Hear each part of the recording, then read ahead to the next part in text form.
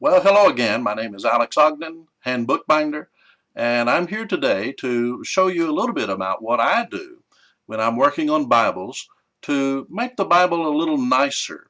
Just a very subtle thing that adds a little elegance, if you will, to it. And I'm talking about raised bands. This is a Bible I did for myself a year or so ago. But you can see on here, if I can get it right, there are these little raised bands all along the spine. And these raised bands give it a little nicer feel in your hand.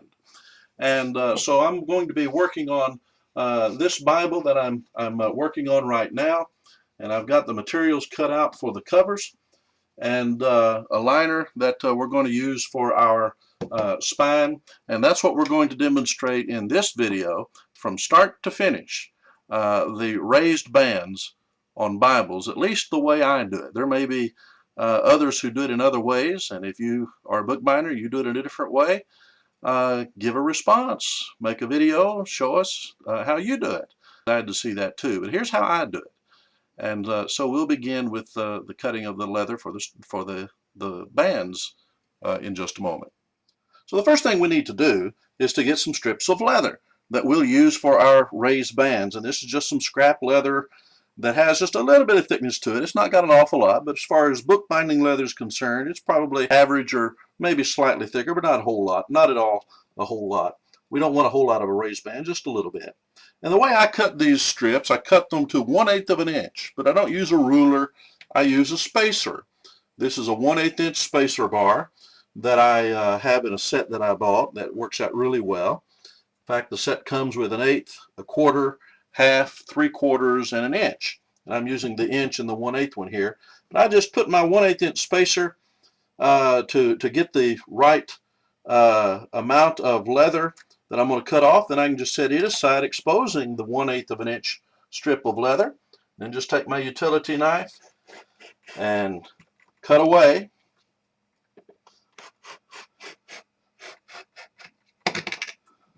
And that gives me the 1/8 inch wide strip of leather. And then we can use that to create our raised bands as we go along. And we'll show you that next. All right, we're now ready to go ahead and put together one of our spine liners with the raised bands. We've taken our strips of leather and we have simply cut them to slightly wider than the width of the spine liner, which I'm using the same flexible board that I'll be using for the cover itself. But what I have also done on the board, I took my dividers and I, just by process of experimentation, trial and error, I divided the spine into 6 equal sections, which gives me the 5 raised bands. Just using my dividers, adjusting it until I get that.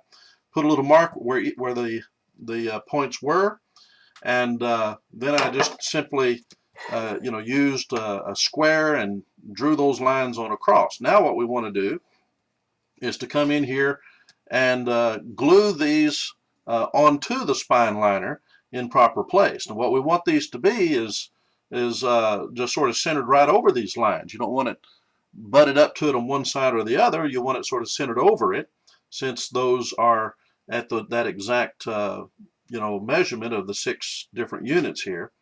So I go ahead and set up my 90-degree triangle. I use this old part of a square butting up against the spine liner to give my clear 90-degree angle something to lean against. But anyway, I position it so that about half of the width of my piece of leather will be on each side of that line. And when I've got that done right, I can just set the other piece there apart and maybe just use a weight.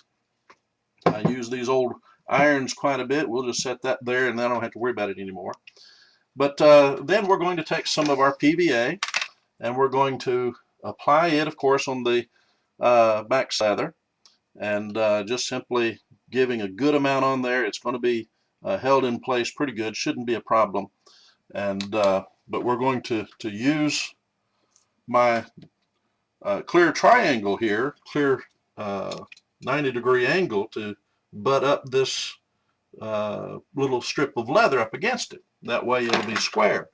If it's not square, it will be noticeable. And we don't want it to be noticeable in any way. And then I just take my bone folder and gently, you know, press it down a little bit, making sure again that it stays square with the use of this clear angle here. And then I have to sort of push it along and make sure it stays square. But that will give me that raised band, and we'll come back later and trim them. But I just work my way on down the spine liner in that same way and just glue those babies on there and let them dry then for a little bit, making sure that they stay straight. So we'll finish this up and then come back here in a little bit, show you the next step. Well, now that the glue has dried with our 5 strips of leather firmly attached to our spine liner, they need to be trimmed. I left them long, so I'm just going to use my utility knife, bring out the blade good and far, and then I'm just going to come along here and cut them off at an angle. I don't know what the angle would be, 30 degrees or something, but off at an angle so that as the leather goes across the spine of the Bible, that it'll still be smooth and not come out and then have to drop off as it goes over the side of the spine of the Bible. So I do that on both sides. I cut it at an angle and then I bring it up straight to cut it along flush with the edge of the spine liners, the way I'm doing it. All right, and that's fine. And as you can see then that leaves a little bit of an angle at each side, and as the leather is this is glued to the back of the leather can be pressed down and then pressed along each side of these raised bands, giving us the defined raised bands on the Bible that we were talking about earlier.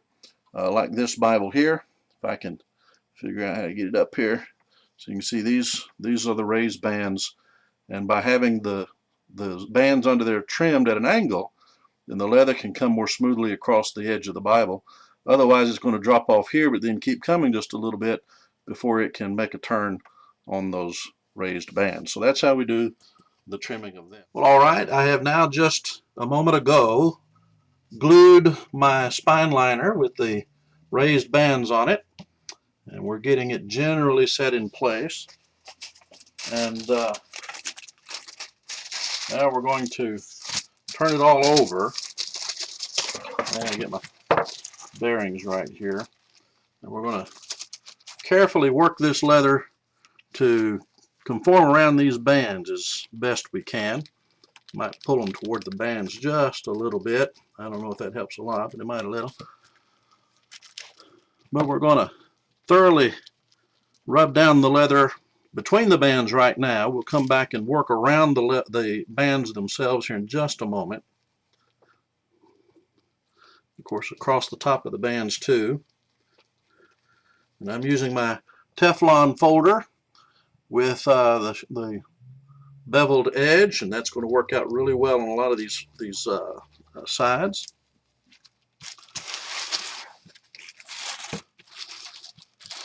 I'm using a little wax paper under there to control the glue that's going to be oozing out. But I'm slowly beginning to work the leather around these bands a little bit, and trying to figure out how to do this so that you can see what I'm doing. But I'm going to use this beveled edge of my bone folder to just push that leather right up next to the raised band. And I'm only doing it on one side of the band at this point. Then we'll turn it around and go at it from the other direction. But try to give it a little bit of a moment for that glue to grab a hold of it in there. All right, so you're beginning to see the band take a little bit of definition. Okay, we'll turn it back around the other way. And again, this time from the other direction. Just pushing that leather down in that crevice right next to the raised band as much as I can.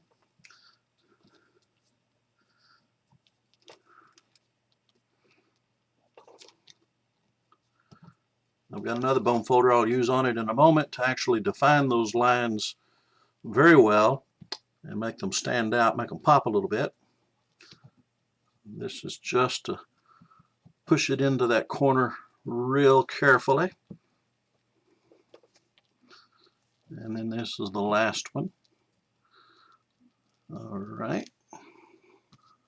And I'll do this a few times to keep that leather being pushed down around those bands.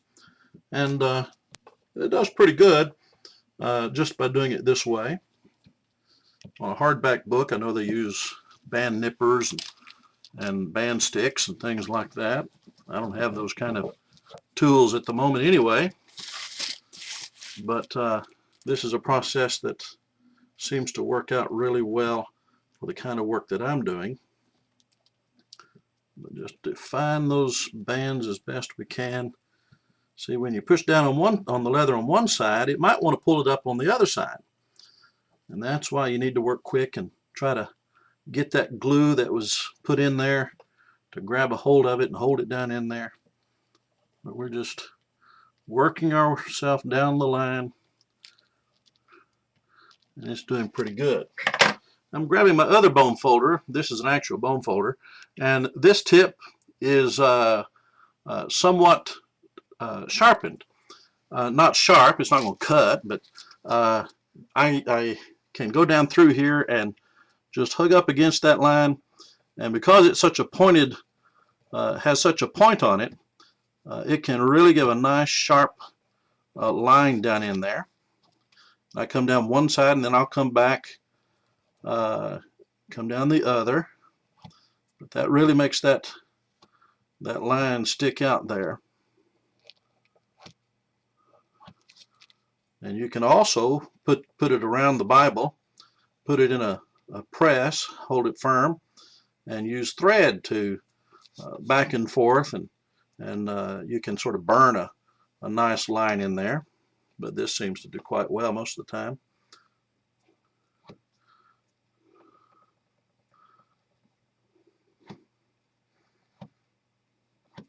Okay, I'll flip it around and I'll stay at this end. This was the first side I did a moment ago, so it's had a moment. All right, we're just pushing it down in there, forming that sharp line.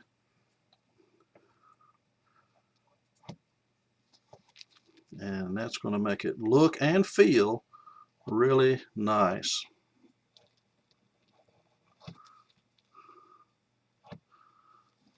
Okay, one more. Again, I'll do this some more for a minute or two just to make sure it does real well. Just a little bit of glue oozing out from the other side, but that's to be expected. And I was prepared for it with the wax paper. Try to wipe that up, scratch that up as best we can. But now we have cover, getting close to having it ready to gold stamp. Well, got to do the turn-ins, of course. But now we have our raised bands, as you can see. And the next thing I'll show you will be the completed job, gold stamped, cased in, everything. That'll be the next thing that we'll do in this video. And here we have the finished product. The job is done, it's ready to send to our client, and here you see the raised bands and how they look on the final book with the gold stamping in place. I believe the client will be very pleased when he receives it. The feel of a nice goat skin with those raised bands on the spine, I think you'll enjoy that very much. So now you've seen the process from beginning to end that I use to create these raised bands on a flexible backed leather cover on Bibles. And so that's how I go about doing that. So we appreciate you watching our video. If you like it, give us the thumbs up, press the like button, and tell others about it. Link to us if you wouldn't mind. And if you have any requests for processes that you'd like to see demoed on our videos, then please leave us a comment to that effect. Again, my name is Alex Ogden, Hand Bookbinder. I'd love to hear from you, love to be of help to you in your bookbinding needs. Thank you so much for dropping by.